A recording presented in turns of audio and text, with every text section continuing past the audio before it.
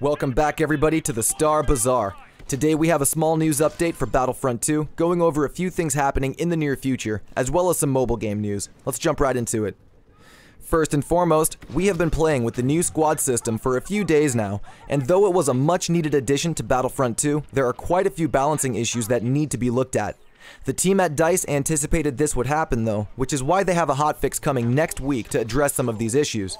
One of the biggest problems right now is that the squad spawn system favors the defending team in Galactic Assault significantly, especially in the tight choke points like Naboo Phase 2 and Camino Phase 4. Kashyyyk Phase 2 is also a big problem, and what makes it worse is that the enforcers and heroes can spawn on their squad mates, which makes it all the more challenging for the attackers to break through the defenses. The developers are aware of this problem, and Ben Walk, our community manager, has confirmed that a fix for this will be coming in the hotfix. After that, only standard troopers will be able to use the squad spawn. Heroes and enforcers will have to spawn at the regular starting points, which sounds pretty fair to me. This is how I actually thought it was going to work. I was pretty surprised to see heroes were able to spawn on their squad mates.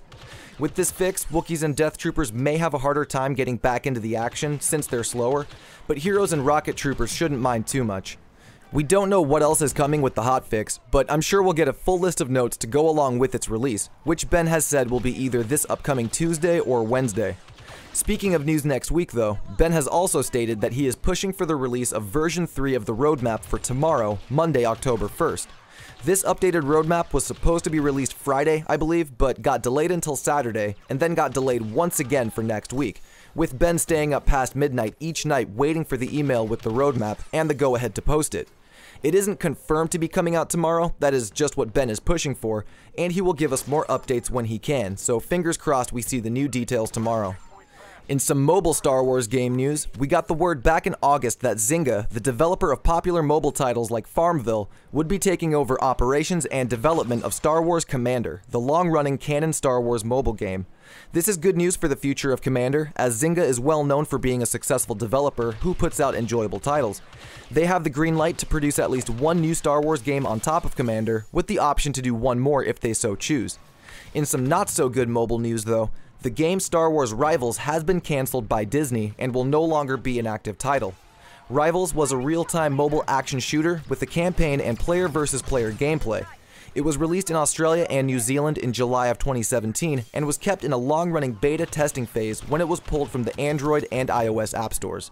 In September of 2018, an announcement from Disney said that the game would be cancelled prior to release, and that players who had it downloaded would be able to keep playing the limited features only until October 11, 2018. This is a huge letdown, as Rivals actually looked to be a pretty promising addition to Star Wars mobile video games. It was almost a mobile version of Battlefront, which sounds pretty cool on paper, and from what I saw of the gameplay, it looked pretty good in execution. What's even worse about this news though, is that Disney has no transparent plans to reimburse players who had spent money on the in-game microtransactions, which ranged anywhere from $5 to $100 United States dollars. That's pretty astonishing from a company like Disney, and seems more the speed of another publisher we all know and love. But as said, the game will continue to be playable by those who had already installed it for another week and a half. Maybe after that point in time, and the official cancellation happens, Disney may make another announcement addressing this. And that will bring this news update to an end. I'm looking forward to tomorrow, where hopefully we will get the updated roadmap, and if we do, I will be the first on the scene with a video detailing everything you need to know about it. So, if you're a new viewer, I hope you consider becoming a subscriber to stay up to date with all future videos. If you enjoyed today's news coverage, I'd appreciate a thumbs up on the video, and also drop a comment and let's get the discussion started below. I appreciate you all stopping by the bazaar. This has been your boy, Turkish Delight, and I will see you all out on the battlefront. Peace.